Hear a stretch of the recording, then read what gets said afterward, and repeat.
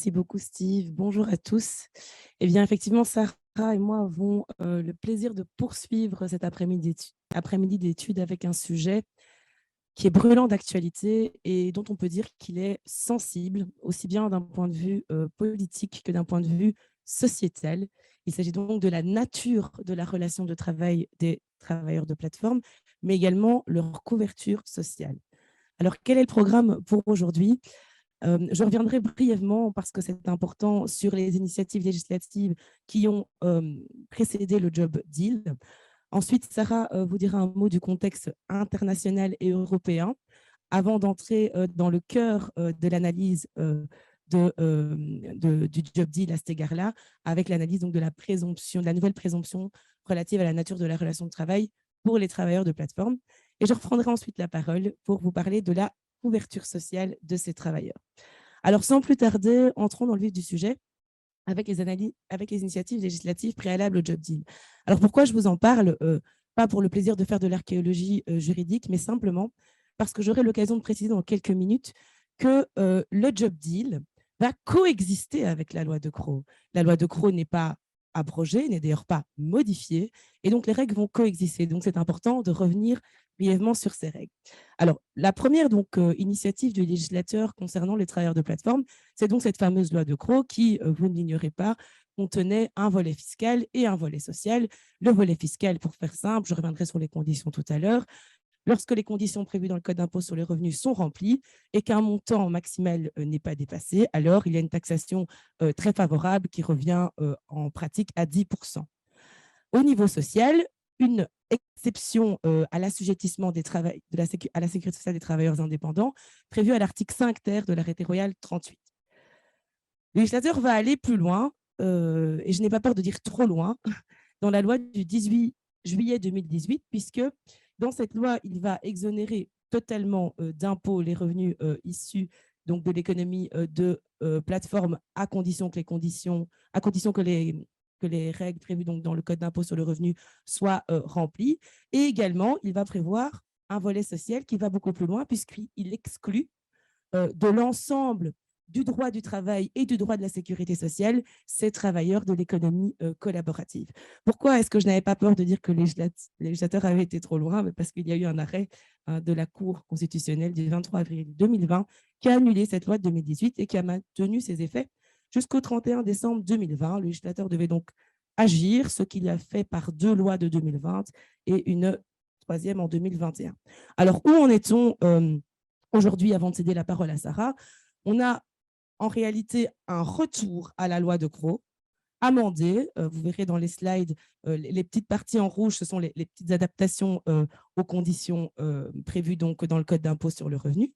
Et donc, on a un retour à la loi de Crot avec les conditions qui préexistaient. On a cette taxation à 10% qui fait son retour, donc il n'y a plus d'exonération complète comme c'était le cas dans la loi de 2018. Et par contre, là, il n'y a pas eu de retour en arrière. Au niveau du plafond à respecter, le plafond avait été augmenté par la loi de 2018 et il est maintenu donc, au niveau qui était celui de la loi de 2018 dans le cadre de ces modifications de 2020 et 2021. Alors, pour rappel, quelles sont les conditions pour bénéficier de ce régime fiscal favorable? Eh bien, il doit être question de revenus qui découlent donc de services qui sont rendus par le contribuable lui-même en dehors de l'exercice d'une activité professionnelle. Et Sarah aura l'occasion de vous rappeler tout à l'heure que cette condition pose question en pratique. Il faut que ces services soient rendus uniquement donc à des personnes physiques qui n'agissent pas dans le cadre de leur activité professionnelle. Il faut encore que ces services soient rendus dans le cadre de conventions qui ont été conclues par l'intermédiaire d'une plateforme, mais une plateforme agréée. Et il faut savoir que la majorité des plateformes ne sont pas agréées, donc ne remplissent pas les conditions pour entrer dans le cadre de ce régime fiscal favorable. Et troisième condition, il faut que les indemnités payées ou attribuées le soient par la plateforme ou par son intermédiaire. Et donc là, on a ce régime fiscal favorable. Au niveau social, eh bien, on retourne à cette exception à l'assujettissement des travailleurs, de la sécurité sociale des travailleurs indépendants. Donc, cet article 5 ter de l'arrêté royal 38, il continue donc d'être en vigueur à l'heure où nous analysons ce dispositif. Alors, dans les lois de 2020, il y a également des obligations additionnelles pour les opérateurs de plateforme qui ont été introduites, mais je n'ai pas le temps d'y revenir aujourd'hui. Ce sont des règles en matière de transparence que vous trouverez donc dans le Code d'impôt sur le revenu. Et je souhaite une bonne suite à Sarah. Je te remercie, Myriam. Je vais vous dire un mot bref sur le contexte international et européen, puisqu'il faut savoir que la question des travailleurs de plateforme a également été discutée à ce niveau. Alors, au niveau international, il faut savoir qu'un rapport de l'OIT publié le 23 février 2021 traite notamment de la question du rôle des plateformes numériques dans la transformation du monde du travail. C'est un rapport volumineux qui fait plus ou moins 300 pages, que je vous invite à lire parce qu'il est disponible sur Internet si ça vous intéresse. Et on a repris sur le slide les différents constats qui avaient été dressés à l'occasion de ce rapport et qui doivent mener à repenser le modèle. Ce qui nous intéresse davantage, c'est ce qui a été adopté au niveau européen. Et en particulier, je dirais seulement un mot dans le cadre de cette présentation sur la proposition de directive qui a été proposée par la Commission le 8 décembre 2021, proposition de directive relative à l'amélioration des conditions de travail dans le cadre du travail via une plateforme, et qui, cette directive, a fortement inspiré le législateur belge, comme le disait tout à l'heure Oriane, qui a en fait anticipé l'adoption de la directive, puisque vous devez savoir que cette proposition de directive doit encore traverser tout un processus législatif européen assez laborieux, doit encore être examinée et par le Parlement européen et par le Conseil de l'Union européenne, et qu'une fois adoptée, les États membres auront encore 2 ans pour la transposer en droit national. Donc, la transposition n'est pas pour tout de suite. J'en viens donc au choix du législateur belge en ce qui concerne les travailleurs de plateforme sur le plan de leur statut social. À titre de très bref rappel des règles existantes concernant la nature de la relation de travail, je vous renvoie au slide qui se trouve devant vous, mais je voulais tout de même en dire un mot parce qu'en fait, ces règles restent inchangées, malgré les nouvelles dispositions qui viennent donc se greffer au cadre légal existant. Les règles sont régies dans le titre 13 de la loi de 2006, qui, comme vous le savez, contient notamment 4 critères généraux sur base desquels doit être examinée la nature de la relation de travail. Sont également prévus des cas de présomption réfragable d'occupation salariée ou indépendante dans certains secteurs dits à risque sur le plan de la fausse indépendance, qui prévoient des critères spécifiques. Au niveau sectoriel, le roi a également eu la possibilité d'adopter des arrêtés royaux qui prévoyaient des critères spécifiques qui venaient en fait remplacer les critères spécifiques prévus par l'article 337/2 de la loi sur la nature des relations de travail. Et c'est notamment ce qu'a fait le roi à 2 reprises, dans le cadre de 2 arrêtés royaux du 29 octobre 2013, que j'évoquerai encore par la suite parce que ces arrêtés royaux ont été régulièrement examinés dans le cadre des litiges impliquant les coursiers Deliveroo et les chauffeurs de taxi Uber. Un bel exemple d'application des règles existantes est à trouver dans le fameux jugement Deliveroo rendu par le tribunal du travail francophone de Bruxelles le 8 décembre 2021.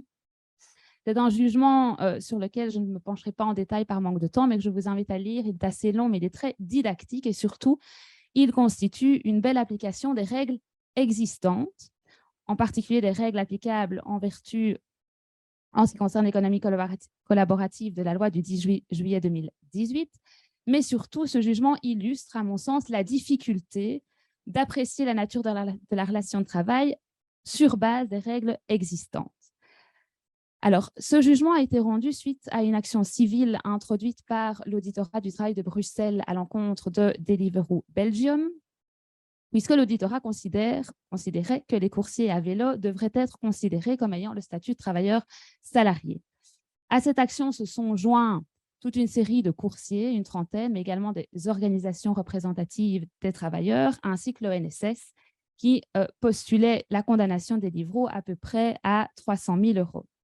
Alors, à l'occasion de cette décision, le tribunal a dû, et c'est assez intéressant de le relever, examiner les conditions prévues sous le régime de l'économie collaborative instaurée par la loi du 18 juillet 2018, puisque c'était celle applicables au litige. Et à cette occasion, le tribunal, qui a dû donc examiner les 4 conditions de l'article 90, alinéa 1er bis du Code des impôts sur les revenus dont vous a parlé tout à l'heure Myriam, a relevé notamment que les coursiers prestant dans le cadre de l'économie collaborative exerçaient bien une activité professionnelle et que donc ils ne satisfaisaient pas à la condition qui nécessite une absence d'activité professionnelle pour pouvoir se prévaloir de ce régime fiscal favorable. Le tribunal considère donc que, puisqu'ils ne relèvent pas du régime de l'économie collaborative, leur statut peut bien être apprécié sur base de la loi de 2006. Le tribunal examine alors les critères spécifiques prévus par l'arrêté royal du 29 octobre 2013 dont je vous parlais tout à l'heure et relève qu'une large majorité de ces critères spécifiques sont remplis pour conclure que les prestations des coursiers Deliveroo sont présumées, jusqu'à preuve du contraire, être exécutées dans les liens d'un contrat de travail. Mais le tribunal relève que puisque ces critères spécifiques relèvent davantage d'une dépendance économique, il y a lieu de vérifier si, sur base des critères généraux qui, eux, relèvent davantage d'une subordination juridique, la présomption est renversée, en précisant bien que la charge de la preuve du renversement de la présomption repose sur les épaules de Deliveroo. Et de manière assez surprenante, que conclut le tribunal ? Eh bien, il conclut que sur base de l'examen des 4 critères généraux, il ne peut pas être conclu à l'existence d'un contrat de travail dans le chef des coursiers Deliveroo. Et donc, résultat des courses sur base de cette décision, c'est qu'en conclusion, le tribunal considère que les livreurs Deliveroo devraient être considérés comme des travailleurs indépendants et que, conclusion, puisque je ne l'ai pas relevé tout à l'heure, il faut quand même savoir, pour vous donner un ordre d'idée, que sur les 3000 coursiers de Deliveroo, 80% d'entre eux travaillent sur base du régime de l'économie collaborative. Le résultat de cette décision a pour conséquence qu'en réalité, ces coursiers-là bénéficient d'une situation moins favorable qu'auparavant. Alors, l'objet de mon intervention n'est évidemment pas de critiquer ce jugement, ce que d'ailleurs d'autres ont déjà fait, mais sachez que cette décision, pour ceux que ça intéresse, a été frappée d'appel par l'auditorat du travail, par certains courtiers et par l'ONSS, et qu'on attend un arrêt de la Cour du travail d'ici fin 2023. Et je vous informe également, pour ceux que ça intéresse, que devrait très prochainement tomber dans un registre similaire. Voilà, Steve et Myriam m'informent que c'est demain. Une décision du tribunal du travail francophone de Bruxelles, cette fois-ci en ce qui concerne les chauffeurs de taxi Uber, suite à l'appel qui avait été interjeté notamment par Uber contre la décision de la CRT du 26 octobre 2020. J'en viens donc au cœur du sujet et à ce que prévoit la loi sur le plan du droit du travail. La loi instaure, dans la loi sur la nature de la relation de travail, un chapitre 5/2 intitulé « Présomption concernant la nature de la relation de travail pour les plateformes numériques donneuses d'ordre » qui contient un nouvel article 337/3.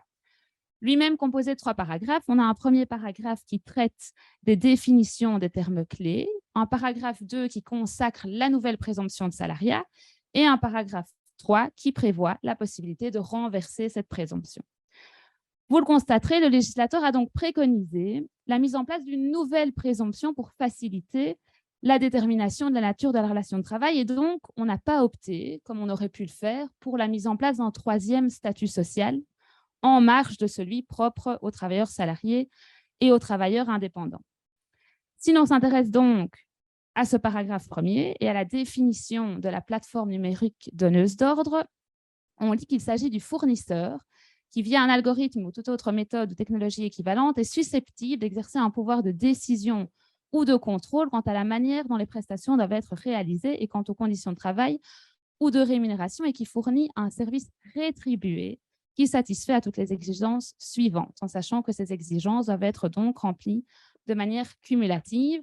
Premièrement, il est fourni au moins en partie à distance par des moyens électroniques tels qu'un site web ou une application mobile. Et deuxièmement, il est fourni à la demande d'un destinataire du service.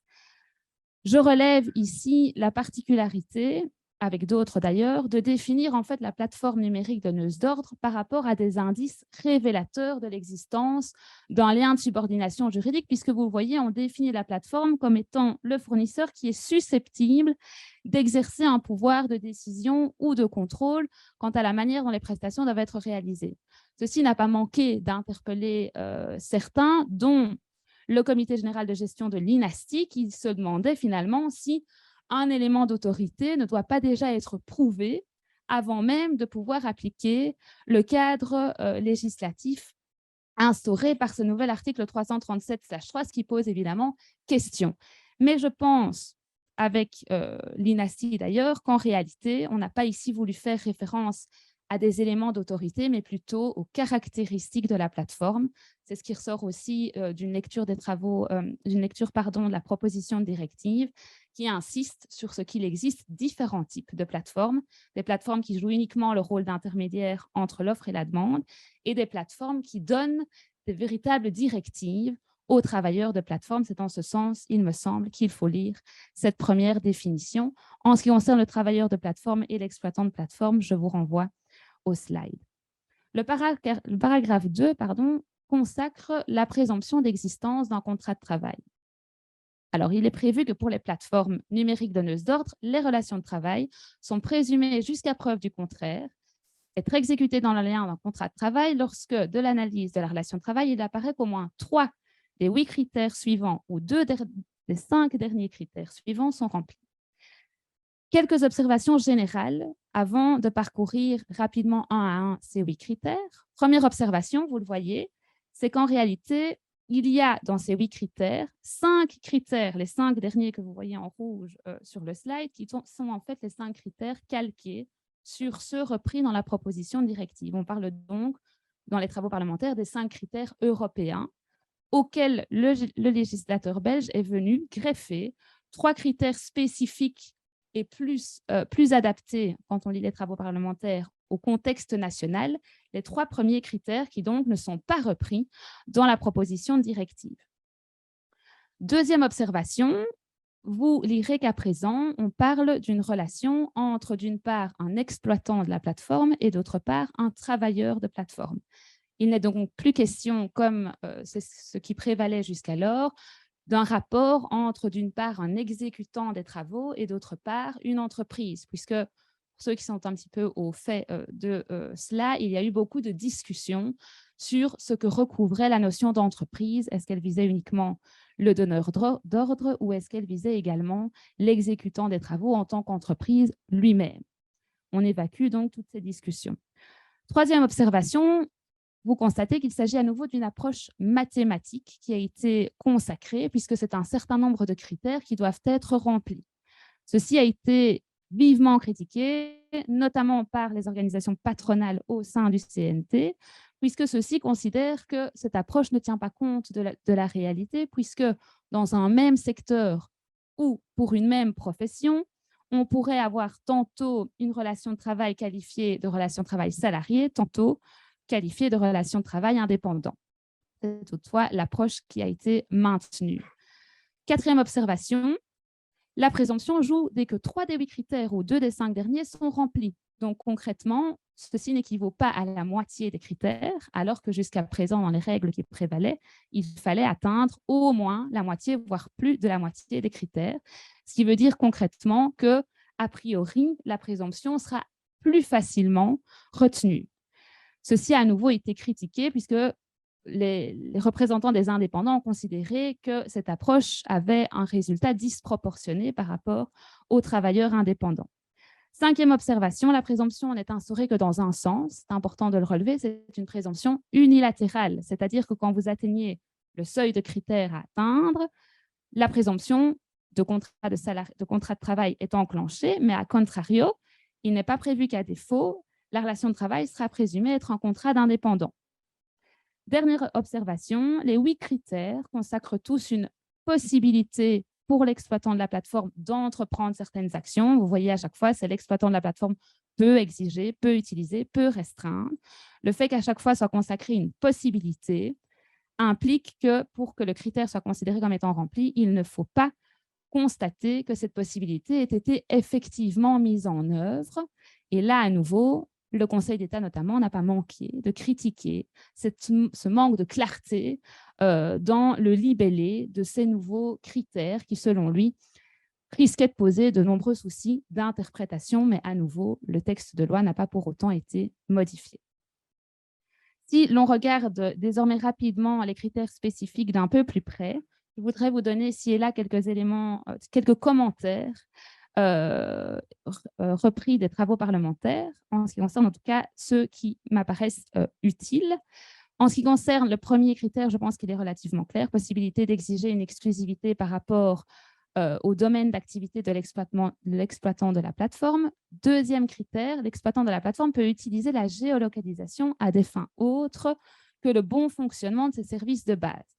Alors, ce critère fait écho aux discussions nombreuses qui ont eu lieu, notamment dans le cadre des litiges impliquant les livreurs des livres et les chauffeurs de taxi Uber, puisque dans tous ces litiges a été systématiquement soulevé par les travailleurs dans le cadre des indices révélateurs de l'existence d'une relation de travail salarié, le fait que la plateforme utilisait la géolocalisation.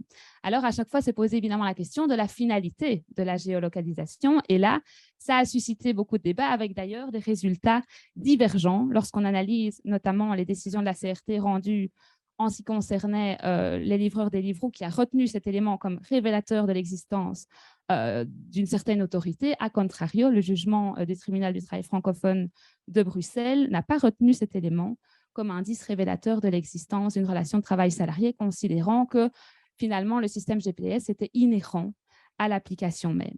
Donc à nouveau, sur ce critère-là, je vous résume le fait que le Conseil d'État a fortement critiqué le libellé de ce critère, considérant que dès qu'un exploitant de la plateforme peut utiliser la géolocalisation, il peut en principe utiliser ce système de géolocalisation à d'autres fins que le fonctionnement du service de base et que donc là, à nouveau, de nombreux problèmes d'interprétation allaient se poser.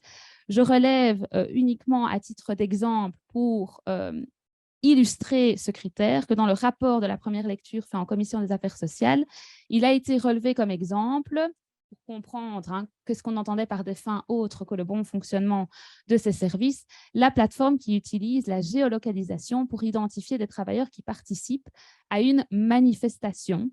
C'est un exemple qui me semble un petit peu tiré par les cheveux et peut-être peu réaliste, mais je vous laisse évidemment apprécier. Troisième critère, la possibilité pour la plateforme de restreindre la liberté du travailleur de plateforme dans la manière d'exécuter le travail. Quatrième critère, la possibilité de limiter les niveaux de revenus d'un travailleur de plateforme, en particulier en payant des taux horaires et ou en limitant le droit d'un individu de refuser des propositions de travail sur la base du tarif proposé et ou en ne lui permettant pas de fixer le prix de la prestation. Cinquième critère, la possibilité d'imposer aux travailleurs de respecter des règles contraignantes, notamment en ce qui concerne la présentation, le comportement à l'égard du destinataire du service ou l'exécution du travail. Là, on fait notamment référence dans les travaux parlementaires au fait d'imposer une tenue vestimentaire, à nouveau, par exemple, aux coursiers. Sixième critère, la possibilité de déterminer l'attribution de la priorité des futures offres de travail et où le montant offert pour une tâche et où la détermination des classements en utilisant des informations recueillies et en contrôlant l'exécution de la prestation. Là, les travaux parlementaires donnent comme exemple l'hypothèse de la plateforme qui impose un niveau de performance déterminé et qui pénalise le travailleur qui ne les atteint pas. Le septième critère, possibilité de restreindre, y compris par des sanctions, la liberté d'organiser le travail, notamment la liberté de choisir les horaires de travail ou les périodes d'absence. Là, on fait écho à ce qui existe déjà au niveau des critères généraux. Et même chose dans le huitième critère, possibilité de restreindre la possibilité pour le travailleur de se constituer une clientèle ou d'effectuer des travaux pour un tiers. Ça fait également écho à ce qui existe au niveau des critères généraux. Donc, en guise de conclusion, sur ces critères spécifiques, si l'on peut regretter que certains de ces critères se chevauchent entre eux et que d'autres laissent place à une large marge d'appréciation, je relève tout de même quelques points positifs, puisqu'il me semble que ces critères paraissent plus adaptés à la réalité du travail de plateforme que ceux qui existaient jusqu'à présent, notamment dans les deux arrêtés royaux du 29 octobre 2013, mais aussi que ils constituent des indices révélateurs d'une subordination juridique et non plus d'une dépendance économique, comme c'était également le cas de ces critères repris au niveau des arrêtés royaux du 29 octobre 2013. J'en viens donc au paragraphe 3, le dernier paragraphe de ce nouvel article 337/3, qui lui instaure la présomption, la possibilité de renverser la présomption par toute voie de droit, notamment sur base des critères généraux fixés dans la loi. Donc, le contenu des critères généraux et l'articulation entre les critères généraux et les nouveaux critères spécifiques est resté inchangé. Je vous précise que les travaux préparatoires relèvent qu'en cas d'application de la présomption et à partir du moment où cette présomption est renversée, le juge ne devra pas tenir compte des autres présomptions prévues dans le cadre des articles 337/1 et 337/2. C'est regrettable que ça n'ait pas été clarifié dans le texte. En tout cas, c'est repris dans les travaux parlementaires. La possibilité de renverser la présomption sur base des critères généraux n'a pas fait et ne fait pas l'unanimité. Elle a été fortement fustigée, notamment par les membres représentant les organisations des travailleurs au sein du CNT. Et c'est vrai que, puisqu'in fine, les critères généraux priment et qu'ils semblent en tout état de cause laisser une marge d'appréciation assez large quant à la détermination de la nature de la relation de travail, est-ce qu'on ne vient pas finalement, par cette possibilité, annihiler la plus-value des nouveaux critères spécifiques mis en place? Est-ce qu'on ne revient donc pas à la case départ? Il y a une nuance importante, me semble-t-il, à apporter à cette réflexion. C'est que dans l'alinéa 2 du paragraphe 3, il y a une précision importante. La qualification qui ressort de l'exercice effectif de la relation de travail doit tenir compte de l'utilisation des algorithmes dans l'organisation du travail. Et donc, à mon sens, quand on lit également les travaux parlementaires à ce sujet, cette petite précision qui pourrait passer inaperçue me semble ne pas devoir être sous-estimée parce que c'est l'existence de l'algorithme qui caractérise véritablement la relation de travail entre une plateforme de travail numérique et le travailleur de plateforme, et donc ne pas tenir compte de cette gestion algorithmique est à éviter. C'est d'ailleurs ce qui a été critiqué par certains dans le jugement Deliveroo. Et donc, je pense qu'à l'avenir, les magistrats seront face à un véritable challenge qui visera à pouvoir déterminer quel est le rôle de l'algorithme en vue d'apprécier correctement la nature de la relation de travail. Et avant de passer le micro à Myriam pour terminer cette présentation, je relève que ces nouvelles dispositions entreront en vigueur tout prochainement, puisque ce sera le 1er janvier 2023. Merci Sarah, on a déjà bien utilisé notre temps, donc ça tombe bien. Je vais tout résumer avec un schéma et je vais m'y tenir. Pour le reste, je vous renverrai à mes slides. Les étudiants qui suivent mon cours savent que j'adore les schémas. Et voilà, je ne vais pas déroger à la règle. Qu'en est-il de la couverture sociale des travailleurs de plateforme? Comme je l'ai dit tout à l'heure, on a une coexistence du job deal et de la loi de Gros. Ce qui signifie que pour savoir quelle est la couverture sociale applicable d'un travailleur de plateforme, il faut commencer par se poser la question de savoir si la présomption que Sarah vient de vous expliquer est rencontrée. Donc, si on a une présomption de contrat de travail et qu'elle n'est pas renversée, comme Sarah l'a expliqué, on aura un assujettissement à la sécurité sociale des travailleurs salariés. Et je prends le soin à dessein de préciser, en ce compris, l'assurance accident du travail salarié. Si cette présomption n'est pas applicable ou pas renversée, alors attention, Sarah l'a dit, c'est une présomption qui est unilatérale et non bilatérale, ce qui signifie que ça ne veut pas dire que la personne est pour autant assujettie au statut social des travailleurs indépendants. On devra regarder, coexistence avec la loi de Gros, si éventuellement l'exclusion de l'article 5 ter de l'arrêté royal 38 s'applique ou pas. Il s'applique, je rappelle qu'il n'y a pas d'assujettissement et pas non plus, je le précise à dessein, d'assurance accident du travail indépendant. Oui, depuis quand il y a une assurance accident du travail indépendant? Eh bien, j'y viens, c'est le contenu du job deal. Si l'exclusion ne s'applique pas, alors on aura un assujettissement au statut social des travailleurs indépendants, plus cette nouvelle assurance accident du travail. Alors, le cabinet Clarinval m'a vraiment facilité la tâche parce que je les ai un petit peu harcelés, mais je n'ai pas réussi à avoir le projet d'arrêté royal. Il faut savoir que les règles au niveau de l'assurance accident du travail indépendant devront intervenir donc, dans un arrêté royal. Et donc, toutes les dispositions concernant cette assurance accident du travail seront fixées dans cet arrêté royal et en ce compris donc l'entrée en vigueur. Pour l'heure, on sait juste qu'il faudra que les exploitants de plateformes conclut donc des contrats d'assurance accident du travail pour couvrir les accidents du travail et les accidents sur le chemin du travail. Pour le reste, au niveau du contenu, on peut juste dire aujourd'hui qu'il faudra qu'il y ait une protection au moins équivalente à ce qui est prévu dans la loi de 71, que les praticiens du droit social connaissent bien, donc qui est applicable pour les travailleurs salariés. Vous verrez qu'en cas de défaut d'assurance, mais je ne vais pas m'appesantir vu l'état de notre timing, il y a une responsabilité de l'exploitant de plateforme et il y a également des sanctions dans le code de droit économique, sanctions quand même qui divergent de celles prévues en cas de défaut d'assurance pour les travailleurs salariés, parce que là, c'est le code pénal social, comme vous le savez, l'article 184, qui prévaut. Et alors, j'ai une bonne nouvelle pour tous les magistrats du tribunal du travail ou de la Cour qui nous écoutent, c'est que dorénavant, eh bien, ce sera le tribunal du travail qui sera compétent pour connaître de ces litiges. C'est l'article 20 de la loi. Et donc, j'ai pu, vous voyez, en peu de temps, vous résumer ce qu'il y a dans le texte grâce à mon schéma et grâce au cabinet qui n'a pas voulu me transmettre le projet. Et donc, tout ce que je peux vous dire en guise de conclusion, c'est que quand même je m'interroge sur l'existence de tous ces statuts, puisque en fait, on va avoir des travailleurs indépendants qui, selon la manière dont ils exercent leur contrat, enfin leur prestation, pardon, seront pas assujettis à pour bénéficier plutôt d'une assurance accident du travail. Et aussi, on a des travailleurs qui travaillent avec des plateformes, hein, mais qui sont dans le régime de CRO et qui donc ne seront pas assujettis à cette nouvelle assurance accident du travail indépendant. Donc, heureusement, ce sera éventuellement la Cour constitutionnelle qui devra se poser la question de la validité de ces distinctions. Et j'en ai terminé. Je vous remercie pour votre attention.